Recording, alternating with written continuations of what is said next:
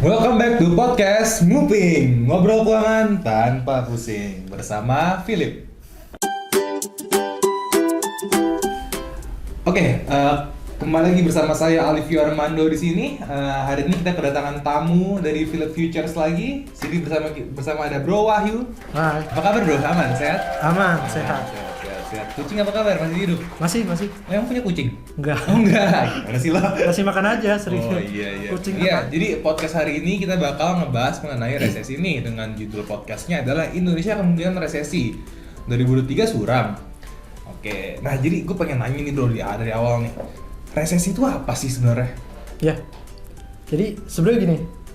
Resesi itu kan terjadi kalau misalnya indikator yang dinilai seperti misalnya GDP itu minus secara YoY domestic. Gross domestic product. Jadi secara 2 kuartal tapi secara year on year.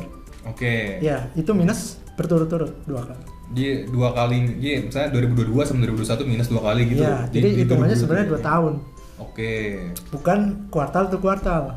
Jadi masih banyak yang salah persepsi mungkin bagi teman-teman untuk bilang bahwa negara tersebut dikatakan resesi. Itu kan kadang ada kuartal 1 minus, kuartal 2 minus, dikiranya udah resesi. Itu masih kontraksi. Oke, jadi kontraksi. wajar-wajar aja kalau misal tren ekonominya membaik gitu. Oke, jadi kok baru bakal bisa dibilang resesi itu ketika 2 tahun berturut-turut minus artinya ya. Iya. Nah, kok bisa terjadi sih? Kenapa bisa minus gitu? Bisa. Sebenarnya resesi kan ada beberapa faktor. Iya. Iya kan?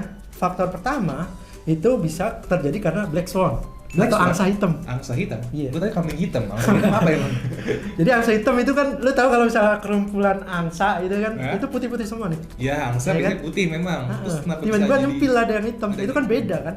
Oke. Iya, membedakan sendiri. Jadi angsa hitam atau black swan itu kejadian yang nggak diduga gitu, atau yang beda dari sebelumnya. Kayak COVID-19 kemarin gitu ya, pandemi gitu betul. ya? Iya, jadi COVID itu bisa berdampak pada perlambatan ekonomi. Oke. Iya, Karena jadi nggak ada ketika COVID nggak ada apa-apa aktivitas, gitu. lockdown, Oke. ya kan? Betul. Perlambatan ekonomi tercatat di GDP minus.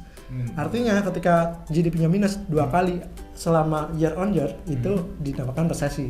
Jadi sekarang ini lagi aman sebenarnya gitu ya? Kondisi perekonomian sebenarnya secara Global. data kan Data. kalau ngomongin resesi itu kan sebenarnya harus melihat ke data ya. Iya. Jangan asumsi resesi gelap itu kan kayak nakutin, serem banget gitu, kayak ngeliat setan atau kayak gimana kan. Jadi sebenarnya kita harus merujuk kepada data kembali lagi ya.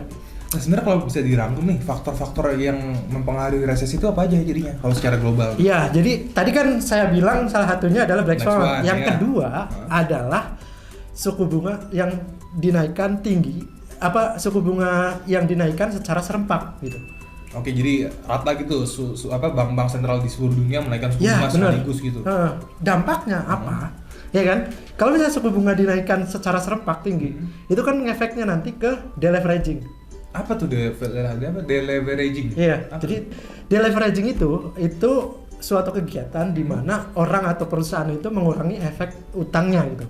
Jadi deleveraging itu lawan dari leveraging. Iya. Kalau leverage ngutang, deleverage gua nggak ngutang. Mengurangi utang. Iya. Jadi gini. Oke. Dulu pas awal COVID itu kan suku bunga rendah, orang-orang kesusahan, ya kan? Akhirnya bank sentral itu menurunkan suku bunga. Nah, ketika suku bunga rendah, lu kalau ada kredit rumah, kredit mobil, lu tertarik nggak? Iya, tertarik banget lah. Iya. Nah, ketika lu udah masuk nih, masuk kredit.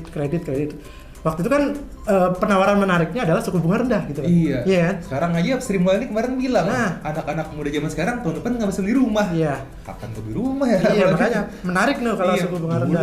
Rendah. Jadi kalau misalkan lo bikin jadi poin aja nih, faktor-faktor yang mempengaruhi resesi itu apa aja? Jadi pertama tadi black swan. Iya, black swan. Kedua, suku bunga. Suku bunga. Ya, yang dinaikkan tinggi secara serempak. Ada 3 dampaknya atau cuma 2 itu aja? Paling mayoritas, paling mempengaruhi itu 2. 2 itu aja. Ya. Oke. Kalau misalkan gitu, kondisi perekonomian dunia saat ini tuh gimana? Indonesia. Dengan dunia. Kondisi perekonomian dunia saat ini gimana? Ya, sebenarnya kalau ngomongin perekonomian dunia itu memang diprediksi 2023 agak menyusut atau kontraksi terjadi kontraksi. Bahkan kalau separahnya itu terjadi resesi. Ya, jadi kalau misalnya ngomongin global memang sedang ada di fase suku bunga tinggi dan itu masalahnya 6 bulan sampai 12 bulan ke depan Jadi dunia artinya lagi nggak baik-baik aja ya sebenarnya. Kalau ngomongin global, iya lagi nggak menuju ke arah yang agak berat tantangannya. Challenge-nya agak berat tahun depan. Oke. Terus kalau misalkan di Indonesia sendiri, apakah terdampak nih? Bakal resesi nggak nih? Nah, itu menariknya. Kebetulan secara data dan fakta di Indonesia sendiri, ekonomi Indonesia itu sebenarnya sedang dalam tren atau arah yang benar. Oke, jadi kemarin pada bilang gelap, belum tentu benar dong ya? Ya belum tentu. Belum tentu. Bisa jadi baik-baik aja nih. Iya, karena gini, sebenarnya kan orang banyak yang terpengaruh sama isu gosip kan. Nah, bagi teman-teman sebenarnya yang perlu kita lakukan kan sebenarnya harus melihat ke data dan fakta lagi gitu kan. Iya. Nah, jadi mungkin kalau misalnya di Indonesia itu sendiri secara data dan fakta itu dalam tren yang benar, arah yang benar. Ini lu ngomongin data apa nih? Ya, Kenapa bisa misalnya benar? Data apa contohnya? Contohnya adalah GDP kita. Oke. Jadi setelah resesi 2020, data GDP kita itu udah mulai stabil di atas 5%. Oke, GDP Itu satu. stabil. Terus apa lagi? Terus data perdagangan kita itu sekitar 26 bulan berturut-turut itu selalu surplus. Oke, Nggak pernah minus. GDP oke, data apa tadi? Kedua industri. Perdagangan. Jadi pertama GDP, kedua data perdagangan bagus semua. Terus apa lagi yang bagus? Jadi yang ketiga adalah inflasi. Inflasi Indonesia meskipun sempat mencapai puncak 5,7-an 2 bulan ke belakang, dan yang terbaru itu inflasi kita mulai ada perlambatan. Artinya kan mulai menurun. Efektif kan kenaikan suku bunga yang kemarin ditetapkan BI gitu. Nah, jadi kalau kata Bro Wahyu ini kan data kita bagus-bagus aja nih. Jadi lo pada yang kemarin ketakutan, takut tahun depan suram, ternyata belum tentu benar ya Bro Wahyu ya? Belum tentu. Iya. Jadi kita bisa optimis dong. Optimis, tapi jangan terlalu optimis. Lah, kenapa? Jadi gini, perlu gua ini lagi ya, garis bawahi lagi, bahwa sebenarnya untuk menghadapi resesi kita nggak boleh takut berlebihan atau cenderung khawatir. Iya kan? Tapi kan sekarang banyak banget yang fearmongering tuh di YouTube. Nah, tapi kita juga nggak boleh terlalu optimis berlebihan, cenderung mengabaikan. Jadi kita di mana nih? Tengah-tengah. Netral aja gitu. Ya, bukan. Tengah-tengah, asalan kita tetap mempersiapkan. Jadi dengan catatan karena ekonomi kita baik, sebenarnya kalau lu ya teman-teman bisa aktivitas seperti biasa, kita belanja ya belanja aja gitu, kita invest ya invest aja, trading ya trading aja, dengan kegiatan ekonomi seperti biasa, ya resesi bisa lepas dari Indonesia. Oke, jadi intinya lo pada nggak usah takut, tetap beraktivitas seperti biasa aja, nggak usah takut banyak, jangan takut ngapa-ngapain, tapi jangan apatis terhadap resesi, intinya gitu kan? Tetap siap, waspada lah. Iya, tetap waspada, jadi nggak boleh apatis, jangan seakan-akan jangan terlalu optimis lah ya. Tapi just do everything seperti biasa aja aktivitasnya. Karena data ekonomi kita bagus aja. Oke. Terusnya untuk gua yang sebagai trader nih, kalau misalkan teman gua ada trader, bagi kawan-kawan para trader nih, apa sih yang bisa dilakuin para trader ini jika terjadi resesi atau enggak, dan produknya apa kira-kira? Ya, jadi sebenarnya kan banyak peluang yang diambil kalau misalnya kita benar-benar terjadi resesi atau enggak gitu kan. Iya, kalau misalnya terjadi resesi beneran, itu kan banyak instrumen yang bisa dimanfaatkan oleh. Contohnya? Ya, jadi bisa trading di saham, obligasi, gold, oil, forex, dan lain-lain gitu kan. Cuma menariknya nih, kalau misalnya lu trading di gold, oil, dan forex, itu kan lu bisa memanfaatkan cuan dari situ. Caranya gimana? Gimana caranya? Ya, jadi lu bisa open posisi sell di saat market sedang turun. Karena kan misalnya kalau beneran terjadi resesi kan market cenderung anjlok atau turun. Betul. Nah, lu nggak perlu pusing-pusing. Oke, jadi gue masang short sell nih di produk gold, oil, dan forex gitu. Dan bisa dapat cuan di situ. Bisa cuan. Bisa. Jadi kalau misalnya nggak terjadi resesi, itu otomatis kan market balik arah atau reversal. Iya, betul. Lu bisa order posisi buy. Gitu. Jadi sebenarnya 3 instrumen tadi itu menarik buat dipakai buat mendulang cuan. Nah, pas banget nih guys. Di Philip kita ada produk GoFX sama ini, Gold, Oil, dan Forex yang bisa banget kalian manfaatin dalam situasi ekonomi sekarang ini. Iya, benar. Karena di Philip itu, pertama, lo bisa mulai trading gold dengan margin yang sangat rendah di 400 ribuan aja untuk gold tuh. Iya, jadi untuk deposit pun itu cukup terjangkau ya, cuma $88 atau sekitar 1,4 juta lah. Jadi udah bisa trading tuh ya? Iya, udah bisa trading. Komisinya, kalau lo nanya komisi, itu cukup terjangkau juga, 0,25%. Jadi komisi rendah. Lo komisan. Terus di Philip itu ada 2 size, ada micro dan ada mini. Kedua, bisa tradingnya di platform MetaTrader 5 yang pasti udah nggak asing lagi dong ya di udah, para itu trader user ya. friendly itu. User friendly banget ya. Nah, terusnya selain itu juga nggak ada swap ya. Nggak ada. Free jadi, swap. Free. Jadi nggak khawatir kalau misalnya nginep tradingnya dan segala macam itu bebas, ya, aman. Ya. Jadi artinya rekomend banget nih ya trading produk GoFX ya. Iya. Nah, sekarang kita masuk ke sesi nomor 2, itu adalah the choosing game. Nah, gini Bro Wahyu. Jadi di sini lo bakal gua kasih sebuah pernyataan, lo pilih tuh antara statement A atau B nih, statement A atau B. Lo gini aja. Kayak misi ujian nih. Betul sekali. Tapi lo harus spontan ya. Bisa. Spontan, jangan mikir, ya nggak usah mikir lama, langsung spontanin aja.